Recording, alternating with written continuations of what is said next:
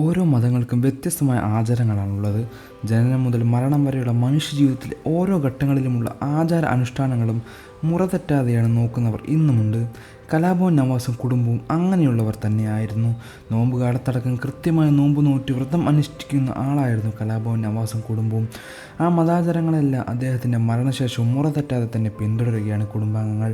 എങ്ങനെ ചെയ്യുന്ന ഒരു ചടങ്ങാണ് ഇപ്പോൾ മറയിരിക്കൽ എന്ന പേരിൽ അറിയപ്പെടുന്നത്. മുസ്ലിം വനിതാ സംരക്ഷണ നിയമപ്രകാരം ഭർത്താവിൻ്റെ മരണശേഷമോ വിവാഹമോചന ശേഷമോ ഒക്കെ മുസ്ലിം സ്ത്രീകൾ അനുഷ്ഠിക്കേണ്ടതാണ് ഇത്. ഈ മറയിരിക്കൽ എന്ന് പറയുന്ന ചടങ്ങ് ഏതാണ്ട് 4 മാസവും 10 ദിവസത്തോളമാണ് സ്ത്രീകൾ മറയിരിക്കേണ്ടത്. ഇദ്ദ എന്നും ഇതിനെ പറയപ്പെടുന്നു. അത്തരത്തിൽ മറയിരിക്കൽ ചടങ്ങിലാണ് നവാസിൻ്റെ ഭാര്യ രഹന ഇപ്പോൾ ഉള്ളത്. അതുകൊണ്ട് തന്നെ നവാസിൻ്റെ സുഹൃത്തുക്കൾ പലരും മരണശേഷം വീട്ടിലെത്തിയപ്പോഴും രഹനയെ കാണാൻ സാധിച്ചിട്ടില്ല. അതിനു കാരണം രഹന മറയിരിക്കുന്നത് കൊണ്ടാണെന്നാണ് നവാസിൻ്റെ സുഹൃത്ത് രാജ സാഹിബ് ഇപ്പോൾ പറഞ്ഞിരിക്കുന്നത്. ഈ കാലയളവിൽ പുറത്തുള്ള ആരുമായും അവർ സംസാരിക്കുകയോ കാണുകയോ ഒന്നും ചെയ്യില്ല. അതുകൊണ്ട് തന്നെ മരണശേഷവും വീട്ടിലെത്തിയ രാജ സാഹിബും ഭാര്യയും അദ്ദേഹത്തിൻ്റെ കുടുംബത്തെ കാണാനും സാധിച്ചിരുന്നില്ല.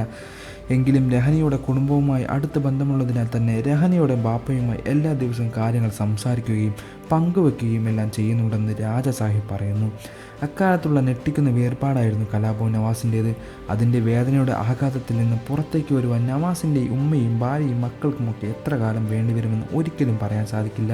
ഇപ്പോൾ ആളുകളെല്ലാം നിരന്തരം വീടുകളിൽ വരികയും സംസാരിക്കുകയും ഒക്കെ ചെയ്യും.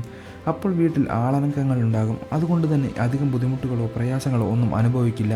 എന്നാൽ ചടങ്ങുകൾ കഴിയുന്ന മുറയ്ക്ക് ഓരോരുത്തരായി വിട്ടുവിട്ട് പോകുന്ന സമയത്തായിരിക്കും നമ്മെ വേർപെട്ടു പോയവർ ഉണ്ടാക്കുന്ന ശൂന്യത എത്രത്തോളം ഉണ്ടെന്ന് തിരിച്ചറിയുന്നതും ആ ശൂന്യതയെ മറികടക്കേണ്ടത് ഒരു വലിയ ബുദ്ധിമുട്ടായി മാറുകയും ചെയ്യുക. ഭാര്യയും മക്കളും ഉമ്മയും സഹോദരങ്ങളും ഒക്കെ കഴിഞ്ഞു മാത്രമേ നവാസിന് മറ്റൊരാളും ഉണ്ടായിരുന്നുള്ളൂ. ഇവരായിരുന്നു നവാസിൻ്റെ ജീവിതം തന്നെ. ബാപ്പ അബൂബക്കറിൻ്റെ മരണശേഷം ചേട്ടൻ നിയാസിൻ്റെ ബാപ്പയുടെ സ്ഥാനത്തായിരുന്നു നവാസും അനുജൻ നസീമും എല്ലാം കണ്ടിരുന്നത്. ആ ഒരു സ്നേഹവും ബഹുമാനത്തിനും ഒപ്പം തന്നെ ഒരു സുഹൃത്ത് ബന്ധവും അവർ തമ്മിൽ ഉണ്ടായിരുന്നു.